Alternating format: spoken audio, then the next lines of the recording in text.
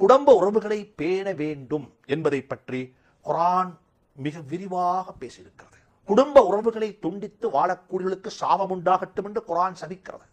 வல்லதீன யக்தஊன மா அமரல்லாஹு பிஹி அன் யூஸல், யாரை சேர்ந்து வாழும்படியாக அல்லாஹ் சொன்னானோ அவர்களை யாரு துண்டித்து வாழ்கிறார்களோ அவர்களுக்கு சாபம் உண்டாகட்டும். குர்ஆன் சூரா முஹம்மத், சூரத்துல் பக்ரா, சூரத்துர் ரஅத், 3 சூறாக்களில் 3 இடங்களில் அல்லாஹ் சுப்ஹானஹு வ தஆலா இதை தனித்தனியே பேசி இருக்கின்றான்.